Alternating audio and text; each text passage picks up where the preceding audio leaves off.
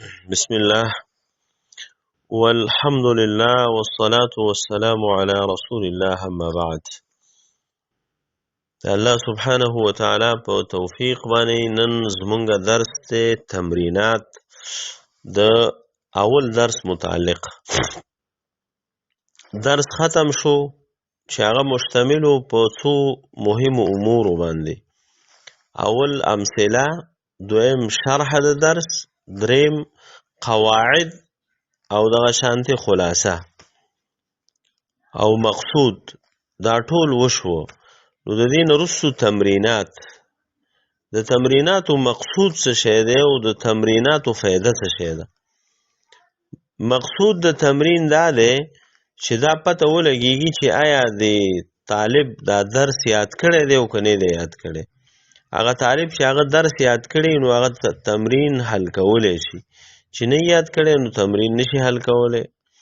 فایده د تمرین دا ده چې هغه طالب چې هغه درس یاد کړی دی نو هغه د تمرین حل کوي، نو د هغه لا زیات فهم په هغه درس باندې حاصل شي او تطبیق هم پکې وشي. او هغه طالب چې هغه درس نه دی یاد کړی نو هغه مجبور شي چې بیا د دې درس لپاره مراجعه وکړي.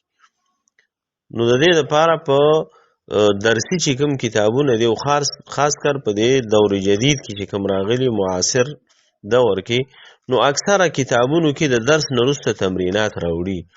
دغه د دې لپاره چې د طالب فهم لا زیات شي او که چا درس نه یاد کړی چې هغه دوباره هغه درس ته مراجعه وکړي چې د هغې په مدد باندې تمرین حل کړي.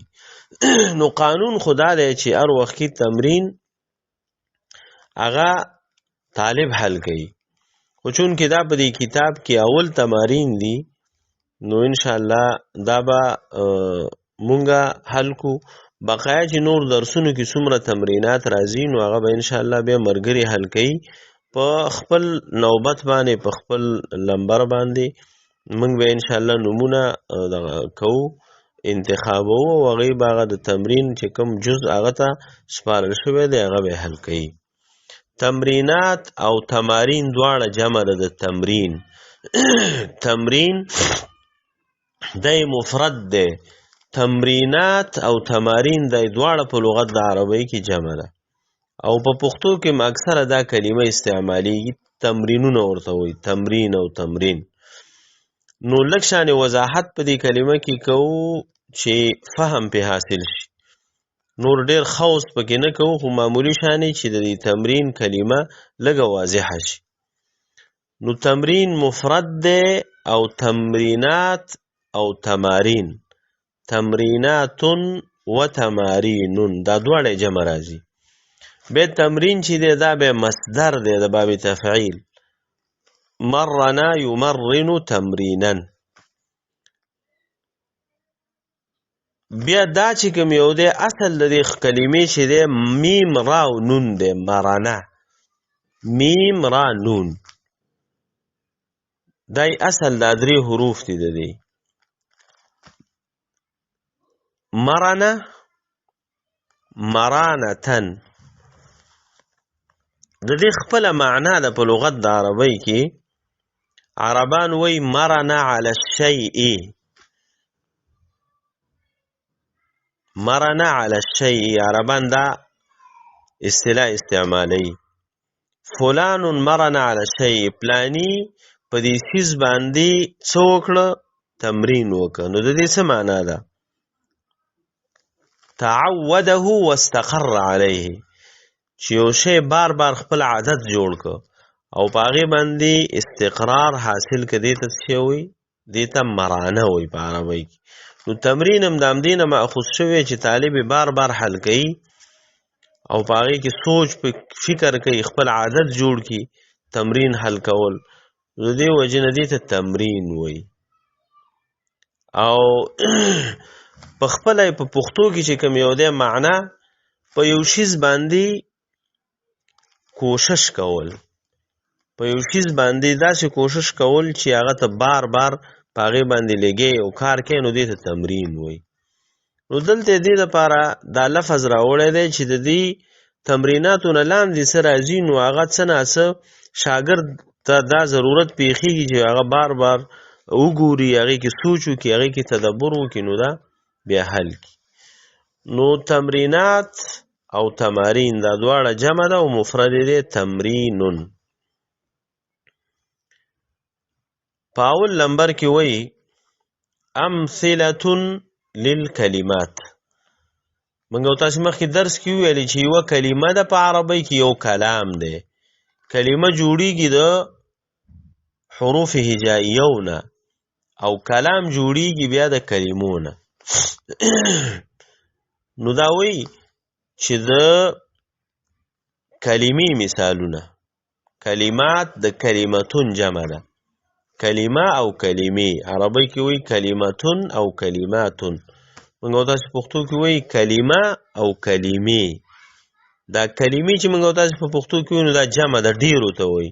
نو په عربی کې دې ته کلماتون وایي او کلمتون چې شي نو بیا یوه شوه. نو دا وایي چې مثالونه د پاره د کلمو. العلم دا یو کلمه ده، الفرس دا یوه کلمه ده، الکتاب دا یوه کلمه ده، المحبرة دا یوه کلمه ده، القلم دا یوه کلمه ده، المؤدب دا یوه کلمه ده. خو دا ټول چې دي دا اسمونه دي، اسماء دي. علم، فرس، کتاب، محبره، قلم، مؤدب.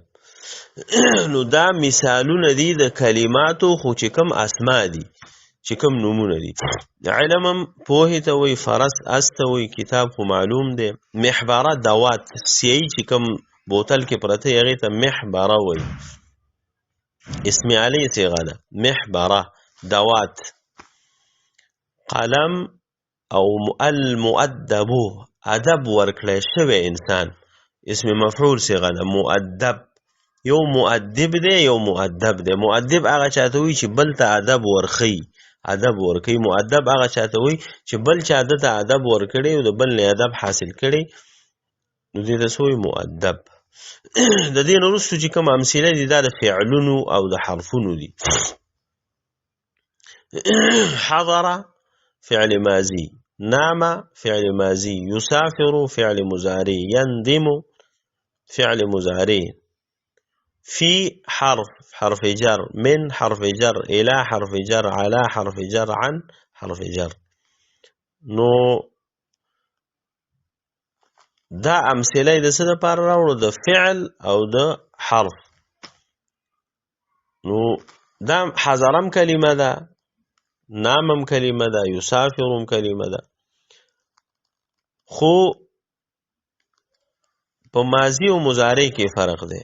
حضره ماضی وروستو به درس راځي د دې متعلق انشاءالله. اوس پکې تفصیل ته ضرورت نشته چې ماضي څه ته وایي او مضارع څه ته وایي، وروستو به راځي. خو مقصد دا دی چې په دې درس کې دغه درې واړه څیزونه تیر شوي دي، اسم، فعل او حرف. نو فی، من، الی، علی او عن دا چې دي دا حروف جاره دي. د دې متعلق به هم درس راځي وروسته انشاءالله. اوس دلته صرف دومره ضرور دي چې اسم او فعل او حرف. امثله علی الکلام، امثله للکلام، د کلام مثالونه. دا خو د کلمې مثالونه وو.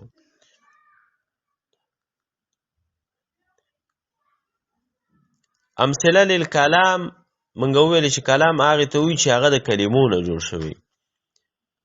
دې دپاره مثالونه راوړي. یعیش السمک فی الماء، یعیش السمک فی الماء. یعیش یوه کلمه، السمک بله، فی بله او الماء بله. یعیش فعل دی، سمک اسم دی، فی حرف دی، حرف جر، او ما دا اسم دی. یعیش ژوند کوي، عاش یعیش ژوند تیرولو ته وایي. عیش په لغت د عربۍ کې زندگی چې ورته وایي، ژوند. او په حدیث کې راځي چې اللهم لا عیش الا عیش الاخره. عیش څه ته وایي؟ ژوند او زندگی. یعیش فعل مضارع ده، وخت تیری، ژوند تیری، زندگی کوي. السمک، سمک ماهی ته وایي، حوت، کب. فی الماء په اوبو کې، فی حرف جر دی او ما چې دی دا اسم دی او مجرور دی. ژوند تیرئی مئی په اوبو کې، دا ټوله څه شو؟ دا اوس کلام شو او مفیدم شو. یکثر النخیل بمصر، یکثر دا یوه کلمه، نخیل بله، با حرف جر او مصر بله کلمه. یکثر دا فعل مضارع ده، زیاتی کیږي. النخیل کجوري بمصر په مصر کې. نو دا پوره مستقله جمله شو او کلام شو، د کلمو نه جوړه شو. یکثر فعل مضارع ده، نخیل چې دی د اسم دی، د فاعل دی، او بمصر دی جار مجرور. د دې جار مجرور متعلق هم یو ملګري پوښتنه کړې وه چې د دې وضاحت دا وروستو انشاءالله په خپله راځي په درسونو کې. اوس یې که دلته تفصیل کو نو یو خو مقام نه دی، دویم دا دی د خپل مقصود به پاتې. نو جار او مجرور دا په خپله باندې مستقل درس دی راځي وروسته انشاءالله. خو دلته صرف دا خبره یاده کړه چې دا کلام دی، ولې چې د ډېرو کلمو نه جوړ شوی دی. یکثر النخیل بمصر. قطف علی زهرة، قطف علی زهرة. قطف یوه کلمه شوه، علی بله شوه او زهرة بله، درې وړه راجمع شو نو کلام ته نه جوړ شو. قطف په معنا د قطع کټ کولو ته وایي، راشو کول. خو دا قطف اکثره خاص د ګلونو دپاره چې کوم دی استعمالیږي، چې کله را کټ کېږي هغې ته قطف وایي. قطف علی زهرة. قطف ای قطع کټ کړې وه، علی علی زهرة ګل. د بوټي نه چې کله راوشو کوي نو هغې ته قطف وایي. قطف علی زهرة. قطف فعل دی، علی دام اسم دی او زهرة دام اسم دی، خو علی فاعل دی. دا قطف چا کړی؟ علی کړی. او د څه شي کړی؟ د دې زهرتون یې کړی. نو چې څوک کوم کار وکړي هغې ته په عربۍ کې فاعل وایي، کوونکی. او چې په څه شي باندې کار وکړي نو هغې ته مفعول به وایي. نو څه شی راشو کولی دی؟ ګل یې راشو کولی دی. چا راشو کولی؟ علی. نو دا راشو کول فعل شو، دا علی فاعل شو، دا زهرة دی مفعول به شو. السماء ممطرة، السماء ممطرة. سماء اسم کلمه، ممطرة اسم فاعل کلمه، دواړه راجمع شو نو کلام ته نه جوړ شو. السماء اسمان چې دی، ممطرة باران راورونکی دی، یعنی اسمان نه باران راوري.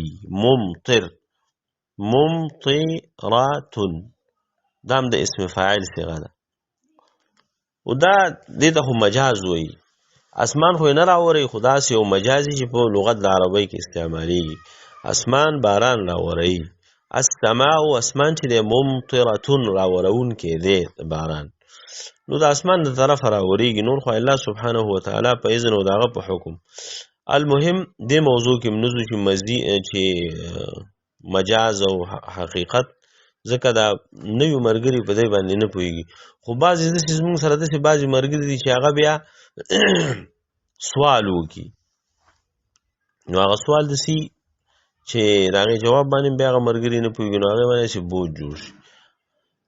السماء ممطرة، اسمان چې دی دا راورونکی دی، یعنې دی نه باران راورېږي. نو السماء هم اسم دی او ممطرة دواړه کلمې د کلام ته جوړ شو. ترتفع الطیارة فی السماء. ترتفع دا فعل دی، طیاره هم اسم دی، فی حرف جر دی او سما هم اسم دی. اوچتیږي طیاره، جاز. فی السماء په هوا کې. فی السماء معنا دا نه دی چې په اسمان کې، اسمان ته خو نه خیږي، خو سما زموږ نه بره چې څه دي ټول ته په لغت د عربۍ کې سما وایي. نو مشهوره معنی د اسمان خلق کوي، ولیکن طیاره خو اسمان ته نه، خو په هوا کې. نو مطلب یې څه شو؟ هوا. دا باران هم چې کوم راوریږي دا خو د وریځو نه راوریږي، خلک وایي د اسمان نه راوریږي. نو اسمان کل ما فوقک فهو سما، تا نه چې بره څه دي ټول ته په عربۍ کې اسمان وایي. ترتفع اوچتیږي الطیارة طیاره فی السماء په هوا کې. الید العلیا خیر من الید السفلى. الید د یوه کلمه شوه، العلیا بله کلمه شوه، خیر بله شوه، من حرف بله شوه، الید بله شوه، والسفلا بله شوه. دا ټولې کلمې راجمع شو نو کلام ترې نه جوړ شو. الید لاس، هغه لاس، العلیا چې اوچت، ید چې دی دا مؤنث دی، دا به وروسته وایو انشاءالله. اعضا د انسان چې کوم دوه دي نو دا مؤنث دي، لکه لاسونه، سترګې، غوږونه، خپې. نو علیا یې ورته صفت ځکه مؤنث راوړی. لاس اوچت معنی بره لاس، خیرون دا غوره دی، من الید السفلی د هغه لاس نه چې هغه لاندې. مطلب دا دی یو صدقه ورکوونکی یو صدقه اغوستونکی. دا صدقه ورکوونکی چې د لاس اوچتي او صدقه اغوستونکی چې د هغه لاس لاندې، نو دا بره لاس چې دی دا بهتر دی د لاندې لاس. یعنی مطلب دا دی ته منفق شه، منفق انفاق کوونکی شه، دا بهتر دی، نه دا چې د بل چا نفقې او خرچې ته په تمه باندې. الید العلیا خیر من الید السفلی. بیا دا ید العلیا موصوف او صفت دی او دا الید السفلی دا موصوف او صفت دی. سفلی لاندې ته وایي. من غشنا فلیس منا، من غشنا فلیس منا. دا هم کلام دی، د کلمونه جوړ شوی. من دا حرف دی، من، او دې ته اسم موصول وایي. من اسم موصول. غش دا فعل دی، نا دا ضمیر دی متصل په محل د نسب کې دی، مفعول به. فلیس، فا چې دی دا حرف دی، او لیس دې ته وایي فعل د افعال ناقصونه، دا به وروسته وایي. او منا، من حرف جر دی او دا نا ضمیر دی. من غشنا فلیس منا. من هغه څوک، ګوره اسم شو، اسم موصول، هغه څوک. یو من دی یو من دی، دې دواړو کې فرق. من چې دی دا حرف دی، حرف جر، او من چې دی نو دا من، دا دې ته اسم موصول وایي. دا به وروسته ووایي اسماء موصوله او اسماء ضمائر، دا ټول به وروسته راځي انشاءالله. دلته صرف دومره یاد کړه چې یو من دی او یو من دی. من حرف دی او من چې دی نو دا اسم موصول دی. من هغه څوک، داسې معنا به یې کې، من هغه څوک. غشنا چې خیانت یې وکړو موږ سره. غش خیانت، کمې، دوکه، د ټولو په معنا باندې راځي. فلیس منا نو هغه زموږ نه نه دی. ما خاب من استخار ولا ندم من استشار. ما خاب من استخار ولا ندم من استشار. دا کلام دی خو جوړ شوی د کلمونه دی. ما دې ته ما نافیه وایي، حرف دی. خاب فعل ماضی ده. من دلته هماغه من بیا راغی، هماغه من بیا راغی، خو دا کسره چې پرې راغلې ده دا زیر، نو دا د دې وجې نه چې مخکې ترې نه ساکن حرف دی، سین چې کوم یو دی. ما نستخاره. نو دا قاعده ده په عربی کې چې اجتماع د دوو ساکنینو دا نه کیږي. یعنی دوه ساکن حرفونه په یو ځای کې نشي راتلی په لغت د عربی کې.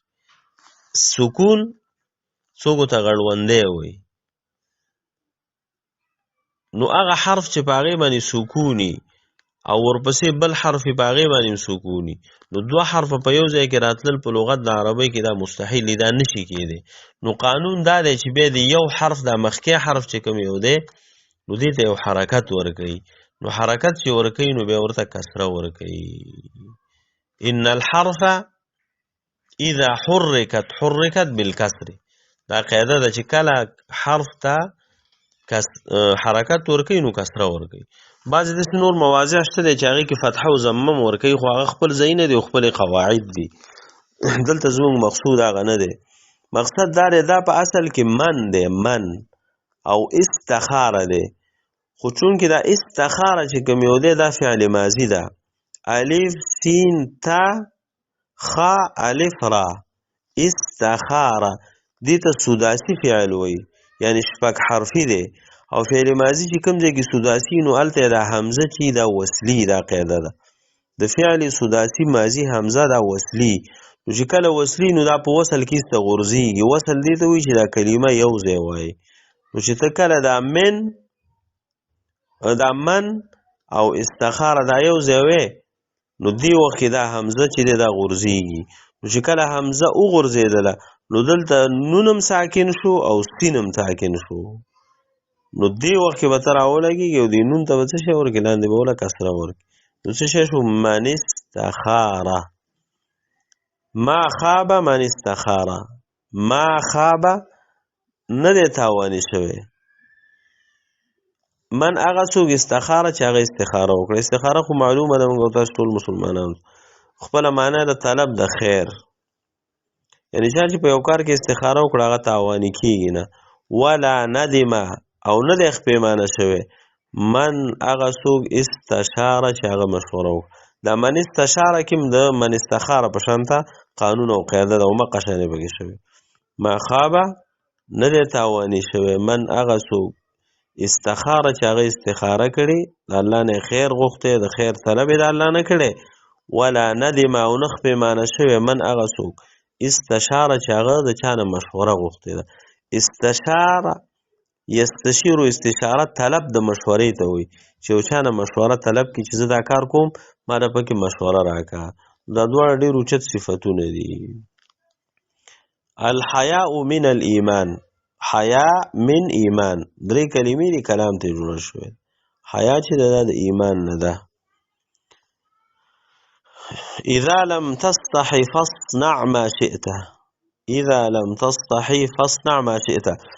اذا دا یوه کلمه، اذا دې ته وایي ظرف، دا اسم ظرف دی. اذا لم دا حرف دی، دې ته حرف جازمه وایي. تستحي دا فعل مضارع ده. فاصنع فا حرف دی او اصنع چې دی دا فعل امر دی. ما شئت، ما دا موصول دی او شئت کې شئ فعل او فاعل دی. شاء فعل دی، دا تا پکې چې دا فاعل دی. دا ټول چې راجمع کې د دې نه څه جوړ شو؟ کلام جوړ شو. معنا یې دا ده اذا په کوم وخت کې، دې ته وایي ظرف زمان، یعنی چې داسې وخت لم تستحي چې په تا کې حیا نه وي، یعنی د حیا صفت تلی ده نه، حیا وجود نه لري په کوم انسان کې. نو فاصنع بیا کوه ما هغه شئته چې ستا خوښه، یعنی چې کله حیا نه وه بیا چې د هر څه کول په هغې به راته ځان هم ملامته نه ښکاري. نو اذا لم تستحي فاصنع ما شئت، دا ټول څه شو؟ کلام شو. او الندم توبتون، خپېمانتیا دا توبه ده. الندم دا یو کلمه شو او توبتون چې دی نو دا بله شوه. نو دا دواړه چې راجمع شو نو د دې نه کلام جوړ شو. الندم توبتون دا کلام شو، ځکه دوه کلمې څه شوې؟